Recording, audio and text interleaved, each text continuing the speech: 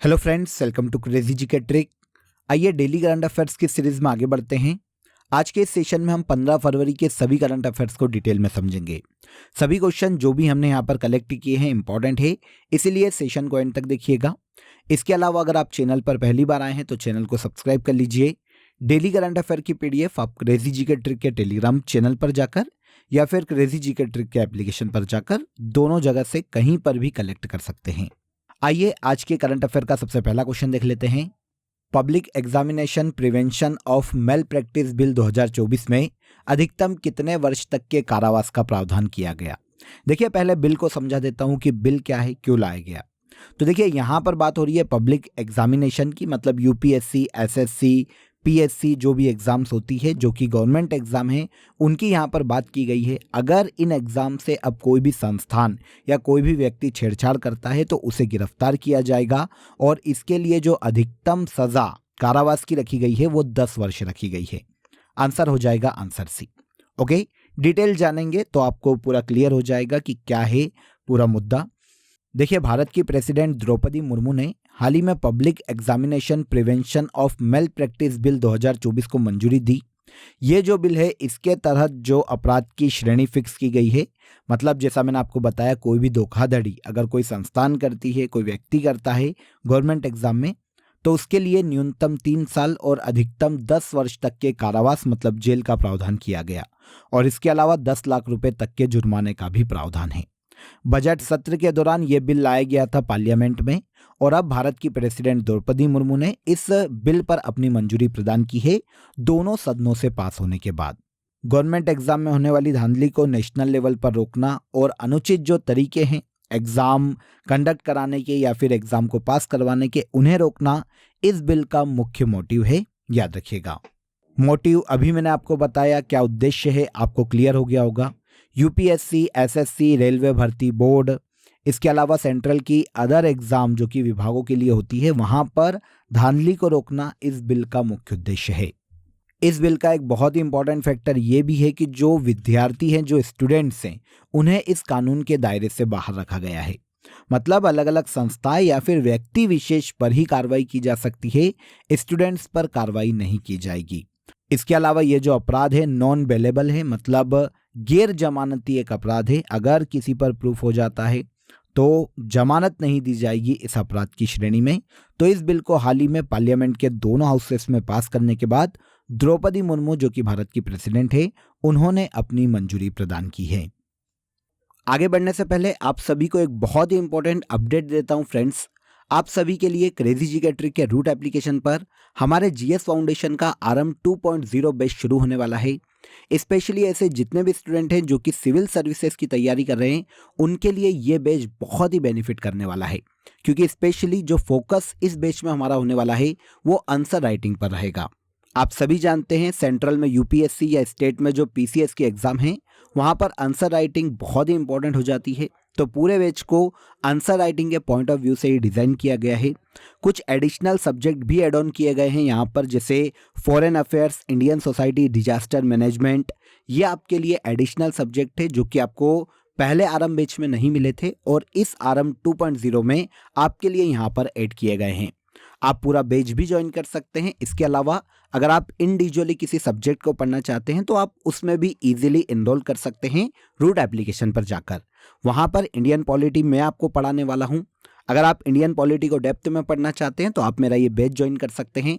Easily आप play store से root application को डाउनलोड कर लीजिए। वहां पर इंडियन पॉलिटी का लाइव बैच आप सभी के लिए अवेलेबल है, जहां पर पूरे बैच में आपको लाइव क्लासेस मिलने वाली है और लाइव क्लासेस बाद में आपको रिकॉर्डेड फॉर्म में भी अवेलेबल होगी। क्लास नोट्स भी दूंगा मैं आपको, साथ ही साथ टेस्ट सीरीज जितने भी टॉपिक हम पढ़ेंगे उसके टेस्ट भी आपको वहीं पर एप्लीकेशन में अवेलेबल हो जाएंगे, जिनको आप इजीली लगाकर अपना परफॉर्मेंस चेक कर सकते हैं। आई होप अपडेट अच्छा लगा होगा। बिना देर किए रूट एप्लीकेशन को डाउनलोड कर लीजिए प्ले स्टोर से और आप किसी भी सब्जेक्ट में एनरोल कर सकते हैं। सेकेंड क्वेश्चन देखिए, प्रधानमंत्री नरेंद्र मोदी ने अबू धाबी में कौन से हिंदू मंदिर का इनॉग्रेशन किया। क्वेश्चन इंपॉर्टेंट है, नोट कर लीजिएगा। भारत के पीएम नरेंद्र मोदी ने अबू धाबी जो कि यूएई में स्थित है, वहां पर बोचासन वासी श्री अक्षर पुरुषोत्तम स्वामी नारायण संस्था मंदिर का हाल ही में इनॉग्रेशन किया। मंदिर का नाम थोड़ा बड़ा है पर आपको याद रखना चाहिए, एग्जाम में पूछा जा सकता है। आंसर भी यहाँ पर करेक्ट हो जाएगा। भारत के पीएम हाल ही में 13 और 14 फरवरी को यूएई की यात्रा पर थे। यहीं पर अबू धाबी में इन्होंने बोचासन वासी श्री अक्षर पुरुषोत्तम स्वामी नारायण संस्था मंदिर का इनॉग्रेशन किया। कहाँ पर स्थित है ये मंदिर, आपको ये याद रखना चाहिए। तो ये यूएई के अबू धाबी में स्थित है। यह मंदिर 27 एकड़ भूमि पर बना हुआ है और इस मंदिर का शिलान्यास 2019 में किया गया था और अब 2024 में भारत के पीएम नरेंद्र मोदी के द्वारा हाल ही में इसका इनॉग्रेशन किया गया। यहाँ पर यूएई की बात कर लेते हैं। कैपिटल है अबू धाबी, ऑफिशियल करेंसी है यूएई की दिरहम। ये मध्य पूर्व एशियाई देश है, मध्य पूर्व एशिया में स्थित एक देश है, इसे भी याद रखिएगा। ओके, इसके बाद आइए, आर्टिफिशियल इंटेलिजेंस को बढ़ावा देने के लिए किस देश ने फाल्कन फाउंडेशन शुरू किया है? तो यह देश वही है जो कि लास्ट क्वेश्चन में भी हमारा आंसर था, यूएई मतलब संयुक्त अरब अमीरात। संयुक्त अरब अमीरात में हाल ही में देखिए वर्ल्ड गवर्नमेंट समिट 2024 का आयोजन किया गया था, जहां पर आर्टिफिशियल इंटेलिजेंस को बढ़ावा देने के लिए संयुक्त अरब अमीरात ने फाल्कन फाउंडेशन की शुरुआत की है। फाल्कन फाउंडेशन की स्थापना के लिए संयुक्त अरब अमीरात ने $300 मिलियन की राशि को जारी किया। अब इस फाउंडेशन की बात करते हैं तो आपको ये तो समझ में आ गया कि एआई को बढ़ावा देने के उद्देश्य से या फिर आर्टिफिशियल इंटेलिजेंस को बढ़ावा देने के लिए उद्देश्य से फाल्कन फाउंडेशन की स्थापना की गई है। ये गैर लाभकारी संगठन है फ्रेंड्स, जो कि open source generative AI model को बढ़ावा देने के लिए कार्य करता है। मतलब आर्टिफिशियल इंटेलिजेंस को तो बढ़ावा देता ही है, साथ ही साथ एक particular open source generative AI models के लिए काम करने वाली ये संस्था बनने वाली है। तो आर्टिफिशियल इंटेलिजेंस को बढ़ावा देने के लिए फाल्कन फाउंडेशन की स्थापना किसके द्वारा की गई? तो संयुक्त अरब अमीरात के द्वारा की गई। हाल ही में किस देश ने अंटार्कटिक साइंटिफिक इन्वेस्टिगेशन के लिए क्लीनिंग स्टेशन खोला है? देखिए, पहले यहाँ पर क्लीनिंग स्टेशन की बात कर लेते हैं कि ये स्टेशन क्या है। तो ये हाईटेक तकनीकों से लेस होगा फ्रेंड्स। जितने भी साइंटिफिक तकनीकें हैं, टेक्निक्स हैं, वो सभी से स्टेशन में अवेलेबल रहेगी, ताकि अंटार्कटिका की बर्फ की पिघलने की गति को जांचा जा सके, एनालिसिस किया जा सके, ग्लोबल वार्मिंग का अंटार्कटिका पर क्या इफेक्ट पड़ रहा है, इसके अलावा अंटार्कटिका पर जो जीव हैं उन पर ग्लोबल वार्मिंग का क्या इफेक्ट पड़ रहा है, इन सभी की जांच के लिए इस क्लीनिंग स्टेशन को खोला है हाल ही में चाइना ने। तो आंसर मिल जाता है आंसर सी। चीन ने अंटार्कटिक क्षेत्र में वैज्ञानिक जांच के लिए हाल ही में क्लीनिंग स्टेशन को खोला है। अंटार्कटिका में ये चाइना का 5वां अनुसंधान केंद्र है, इसे याद रखिएगा। क्लीनिंग स्टेशन के बारे में आपको पता चल गया। अब हमें यहाँ पर यह भी पता होना चाहिए कि अंटार्कटिका में भारतीय अनुसंधान केंद्र कौन से हैं या फिर कब स्थापित किया गया था पहला, यह इंपॉर्टेंट हो जाता है। तो अंटार्कटिका क्षेत्र में भारत का पहला अनुसंधान केंद्र स्थापित किया गया था दक्षिण गंगोत्री। इसकी स्थापना 1983 में की गई थी। यह पहला अनुसंधान केंद्र है अंटार्कटिका में भारत का। हालांकि अब यह बंद हो चुका है, लेकिन पहला था, तो इसका ईयर याद रखना चाहिए। 1983 में इसकी स्थापना की गई थी। दक्षिणी गंगोत्री के अलावा मैत्री और भारती भी भारत के अंटार्कटिका में स्थित अनुसंधान केंद्र है। पहला स्पेशली याद रखिएगा, दक्षिणी गंगोत्री 1983 में स्थापित किया गया था। नेक्स्ट क्वेश्चन पर आ जाइए। बसंत पंचमी त्योहार हिंदू कैलेंडर के अनुसार किस माह में मनाया जाता है? देखिए फ्रेंड्स, यहां से बसंत पंचमी से अगर क्वेश्चन आता तो ये एक सिंगल क्वेश्चन है जो आपसे पूछा जा सकता है। आपको पता होना चाहिए कि बसंत पंचमी फेस्टिवल हिंदू कैलेंडर के माघ माह में मनाया जाता है। हाल ही में 14 फरवरी को बसंत पंचमी मनाई गई थी। माँ सरस्वती को समर्पित है। ये हिंदू धर्म की देवी है। माँ सरस्वती विद्या की देवी भी माना जाता है। इनको समर्पित है बसंत पंचमी का त्योहार। यह मनाया जाता है हिंदू कैलेंडर के माघ माह में। अगर हम ग्रेगोरियन कैलेंडर के तौर पर देखें तो यह फरवरी माह में सेलिब्रेट किया जाता है। हिंदू कैलेंडर के माघ माह की पंचमी तिथि को बसंत पंचमी के रूप में सेलिब्रेट किया जाता है। भारत के अलावा बांग्लादेश, नेपाल और कई भारत के पास के ऐसे देश भी हैं जो कि इस त्योहार को मनाते हैं। इसी त्योहार से भारत में बसंत ऋतु का आरंभ माना जाता है। इसके अलावा अदर फेस्टिवल की बात करें हिंदू धर्म के, तो देखिए ग्रेगोरियन कैलेंडर के अनुसार तो हमको पता होता है, लेकिन हिंदू पंचांग के बारे में भी हमको पता होना चाहिए, क्योंकि क्वेश्चन हिंदू पंचांग पर ही बेस्ड है। तो हम अदर फेस्टिवल भी हिंदू पंचांग के अकॉर्डिंग देख लेते हैं। होली की बात करें तो ये फाल्गुन माह की पूर्णिमा को मनाई जाती है। गुड़ी पड़वा चैत्र माह के शुक्ल पक्ष में, दीपावली कार्तिक अमावस्या को सेलिब्रेट की जाती है और छठ पूजा भाद्रपद कृष्ण षष्ठी के दिन मनाई जाती है। इन सभी को याद रखिएगा, पूछे जा सकते हैं, इसीलिए यहाँ पर हमने इन्हें कवर किया है। देखिए फ्रेंड्स, आप सभी के लिए हमारे करंट अफेयर की ईयरली ई बुक शंखनाद आपके लिए अवेलेबल है। पूरे फरवरी तक अपडेटेड ये बुक आपको मिलने वाली है, जहां पर बजट 2024 भी इंक्लूड है। अयोध्या के राम मंदिर की प्राण प्रतिष्ठा से संबंधित जो क्वेश्चन है वो भी यहाँ पर इंक्लूड किए गए हैं। तो आप अगर हार्ड कॉपी ऑर्डर करना चाहते हैं तो आपको डिस्क्रिप्शन में लिंक दी गई है, वहां पर जाकर आप बुक को ऑर्डर कर लीजिए, डायरेक्ट बुक आपके घर आ जाएगी। और अगर आप ई बुक ज्वाइन करना चाहते हैं तो आपको रूट एप्लीकेशन पर और इसके अलावा क्रेजी जीके ट्रिक एप्लीकेशन पर ईयरली करंट अफेयर शंखनाद की ई बुक भी अवेलेबल है। आप इजीली दोनों सोर्सेज से जाकर बुक भी ऑर्डर कर सकते हैं और ई बुक भी ऑर्डर कर सकते हैं। इसके बाद चर्चित रोग अलास्का पॉक्स किससे संबंधित है? देखिए, इस डिसीज का जो जन्म है फ्रेंड्स वो अलास्का में हुआ है, इसीलिए इसका नाम पड़ा है अलास्का पॉक्स, जो कि वायरस जनित एक रोग है। आंसर ए हो जाएगा। सुर्खियों में इसलिए है क्योंकि अलास्का के जो हेल्थ ऑफिसर हैं उन्होंने हाल ही में अलास्का पॉक्स से होने वाली पहली मौत की पुष्टि की है। मतलब पहली बार अलास्का पॉक्स से अलास्का में किसी व्यक्ति की मृत्यु हुई है। ये वायरस से फैलने वाला रोग है। इसके लक्षण देखें, डिसीज के लक्षण देखें फ्रेंड्स, तो त्वचा पर घाव आ जाते हैं, लिम्फ नोड्स की दिक्कत आती है और इसके अलावा जॉइंट्स में भी सूजन देखने को मिलती है। तो ये वायरस जनित एक रोग है। आर्थोपॉक्स वायरस नामक वायरस की एक फैमिली से आता है। बायकोल्डेड डीएनए वायरस से, इसको शॉर्ट में अगर हम ऐसे समझे तो बायकोल्डेड डीएनए वायरस से अलास्का पॉक्स काफ़ी घातक बीमारी मानी जाती है अलास्का के क्षेत्र में ये, लेकिन अभी तक इससे कोई भी मृत्यु नहीं हुई थी। पहली बार अलास्का में इस वायरस के कारण पहली मृत्यु या मौत की पुष्टि की गई है। अलास्का पॉक्स बीमारी की पहचान पहली बार 2015 में अलास्का के फेयरबैक्स में की गई थी और अब पहली बार इस वायरस से अलास्का में पहली मृत्यु को नोट किया गया। किससे फैलने वाली बीमारी है? तो याद रखिएगा, यह वायरस जनित रोग है। नेक्स्ट क्वेश्चन, हाल ही में खिलाड़ी दत्ताजी राव गायकवाड़ का निधन हो गया। इनका संबंध किस खेल से था? तो दत्ताजी राव गायकवाड़ की बात करें तो ये क्रिकेट से संबंधित खिलाड़ी है फ्रेंड्स। हाल ही में देखिए 95 वर्ष की आयु में लंबी बीमारी के बाद इनका निधन हो गया। ये टेस्ट क्रिकेट में सबसे उम्रदराज खिलाड़ी थे दत्ताजी राव गायकवाड़। 95 वर्ष की आयु में इनका निधन हुआ है। ये भारत में गुजरात के बड़ौदा से बिलोंग करते थे।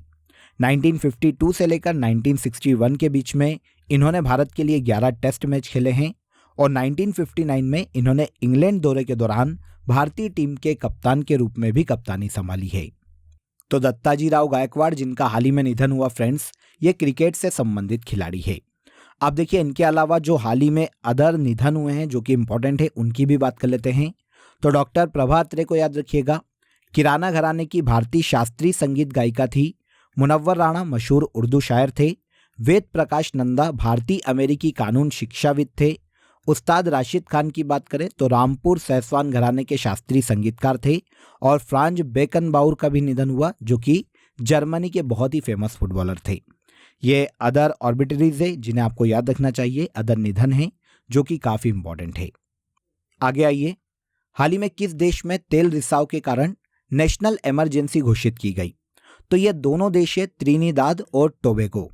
दोनों की बात करें तो दक्षिण अमेरिकी देश है फ्रेंड्स। हाल ही में देखिए समुद्र में एक जहाज दुर्घटना के कारण बड़े स्तर पर तेल रिसाव होने के कारण यहाँ पर नेशनल इमरजेंसी डिक्लेयर की गई है। अब नेशनल इमरजेंसी की जरूरत क्यों पड़ी दोनों ही देशों में? तो देखिए फ्रेंड्स, जब तेल रिसाव होता है समुद्र में तो वहाँ की इकोनॉमी भी इफेक्ट करती है और इसके अलावा वहाँ का जो इन्वायरमेंट है वो भी काफ़ी डैमेज होता है। पर्यटन क्षेत्र पर प्रभाव पड़ता है। तो इससे निपटने के लिए, जल्द से जल्द निपटने के लिए इन दोनों देशों ने अपने यहाँ पर नेशनल इमरजेंसी को डिक्लेयर किया। दो देश कौन से? त्रिनिदाद और Tobago.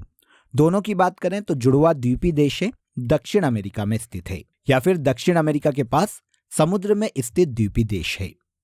The institute of chartered accountant of India का अध्यक्ष किसे नियुक्त किया गया? तो the institute of chartered accountant of India के नए अध्यक्ष के रूप में रणजीत कुमार अग्रवाल को नियुक्त किया गया। हाल ही में रणजीत कुमार अग्रवाल की इस पद पर देखिए अध्यक्ष के रूप में नियुक्ति की गई है फ्रेंड्स। और इनके अलावा चरणजोत सिंह नंदा को इस संस्था के उपाध्यक्ष के रूप में नियुक्त किया गया। रणजीत कुमार अग्रवाल क्योंकि अध्यक्ष है तो इंपॉर्टेंट यही सबसे ज्यादा है। यह the institute of charter accountant of India के 72वें अध्यक्ष है। इससे पहले 2023 से 24 तक ये इसी संस्था में उपाध्यक्ष के रूप में भी काम कर चुके हैं। तो अब अध्यक्ष बने हैं रणजीत कुमार अग्रवाल। किस संस्था के? तो the institute of charter accountants of India के। अब इस संस्था की बात करें फ्रेंड्स कि यह संस्था क्या है, तो ये भारत सरकार के कॉर्पोरेट मंत्रालय के अंतर्गत भारत की सबसे बड़ी अकाउंटिंग बॉडी है। 1 जुलाई 1949 को इस संस्था की स्थापना की गई थी। हेडक्वार्टर इसका नई दिल्ली में स्थित है। अकाउंटेंट जो कम्युनिटी है उसको कंट्रोल करना, रेगुलेट करना इस संस्था का मुख्य कार्य है। रणजीत कुमार अग्रवाल हाल ही में the institute of chartered accountant of India के नए अध्यक्ष नियुक्त किए गए। ओके, इसके बाद लास्ट क्वेश्चन देखिए, अली ए लिगांग किस राज्य का प्रमुख त्योहार है? Very very important question, note कर लीजिएगा फ्रेंड्स, क्योंकि फेस्टिवल काफ़ी पूछे जाते हैं एग्जाम में, आर्ट एंड कल्चर से काफ़ी क्वेश्चन आते हैं, तो याद रखिएगा अली ए लिगांग त्योहार है असम राज्य का। आंसर हो जाएगा आंसर सी। देखिए 3 वर्ड है यहाँ पर, अली, ए और लिगांग। तीनों का मीनिंग देखने जाएं तो अली का अर्थ होता है जड़, ए का अर्थ है फल और लिगांग का अर्थ होता है बीज को बोना। ऑल ओवर देखें तो देखिए फसल जब नहीं आती है तो उसका प्रतीक है ये, मौसम की शुरुआत का प्रतीक है। फसल जब डेवलप होती है ऐसा मौसम आता है वसंत के त्योहार के रूप में, तो वसंत का त्योहार है, मौसम की शुरुआत के प्रतीक के रूप में सेलिब्रेट किया जाता है। असम राज्य की मिसिंग जनजाति में सबसे ज्यादा लोकप्रिय है यह त्योहार, और इस जनजाति में अली ए लिगांग फेस्टिवल के तहत गुमरग डांस भी किया जाता है। तो यहाँ पर देखिए 2-3 इंपॉर्टेंट फैक्ट आपको मिल जाते हैं आर्ट एंड कल्चर के। एक तो गुमरंग डांस कहाँ किया जाता है, तो ये असम राज्य में। किस जनजाति का डांस है, तो ये मिसिंग जनजाति का डांस है। और किस फेस्टिवल के तहत किया जाता है, तो ये अली ए लिगांग फेस्टिवल के तहत किया जाता है। ओके, तो याद रखिएगा अली ए लिगांग फेस्टिवल असम राज्य में सेलिब्रेट किया जाता है। क्लियर? तो यहां पर देखिए हमने 15 फरवरी के सभी करंट अफेयर्स को यहां पर डिटेल में समझ लिया। अब आ जाइए फैक्ट शीट को आगे बढ़ाते हैं और सितंबर मंथ के सभी करंट अफेयर को वन लाइनर में एक एक करके हम यहां पर डिस्कस कर लेते हैं। 1 सितंबर 2023 को अफ्रीकी देश गैबोन में तख्ता पलट हुआ था।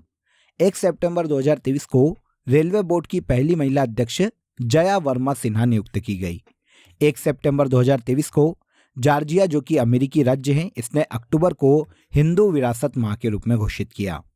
2 सितंबर 2023 को इसरो ने अपने पहले सूर्य मिशन आदित्य L1 को श्रीहरिकोटा आंध्र प्रदेश से लॉन्च किया।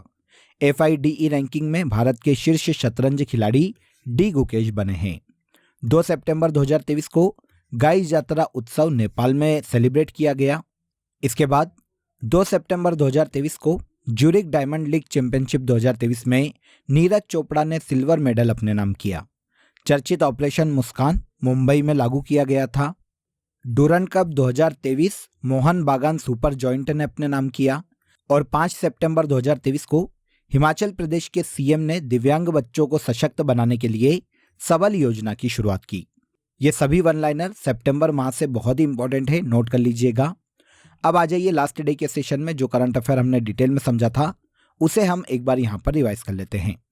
पहला देखिए, प्रधानमंत्री सूर्य घर मुफ्त बिजली योजना के तहत 300 यूनिट तक मुफ्त बिजली प्रदान की जाएगी। अलेक्जेंडर स्टब फिनलैंड के नए प्रेसिडेंट के रूप में चुने गए। जनवरी मंथ के लिए ICC men's player of the month Shamar Joseph को घोषित किया गया जो कि वेस्टइंडीज के खिलाड़ी हैं। हाल ही में गृह लक्ष्मी योजना की शुरुआत तेलंगाना गवर्नमेंट के द्वारा की गई। राजनाथ सिंह ने हाल ही में उत्तराखंड में जनरल विपिन रावत की प्रतिमा का अनावरण किया। विश्व जल पुरस्कार 2023-24 में नोएडा शहर को जल योद्धा पुरस्कार से सम्मानित किया गया। गुप्तेश्वर वन को जैव विविधता विरासत स्थल घोषित किया गया जो कि भारत के ओडिशा राज्य में स्थित है। पहली बार यूनाइटेड नेशन द्वारा अंतर्राष्ट्रीय अरेबियन तेंदुआ दिवस 10 फरवरी को सेलिब्रेट किया गया। KPP नाम्बियार अवार्ड 2024 से S सोमनाथ को सम्मानित किया गया। इसके बाद लास्ट देखिए, चर्चित डोकरा कला का संबंध छत्तीसगढ़ राज्य से है। ये सभी करंट अफेयर लास्ट डे के सेशन में हमने डिटेल में समझे थे, नोट कर लीजिएगा। अब आ जाइए आज के लिए आप सभी के लिए क्वेश्चन ऑफ द डे बता देता हूं। अगर आपने ये सेशन ध्यान से देखा होगा फ्रेंड्स तो आप इजीली इसका आंसर कमेंट बॉक्स में दे पाएंगे। क्वेश्चन सुनिए, गुप्तेश्वर वन क्षेत्र को जैव विविधता विरासत स्थल घोषित किया गया, यह किस राज्य में स्थित है? कमेंट में जरूर बताइएगा कि इस क्वेश्चन का आंसर क्या है। अगर आपको ये वीडियो पसंद आया हो तो वीडियो को लाइक और शेयर कर दीजिए, चैनल को सब्सक्राइब कर लीजिए। कल फिर मुलाकात करेंगे नेक्स्ट डे के सेशन में, तब तक अपना ख्याल रखिए। जय हिंद, जय भारत।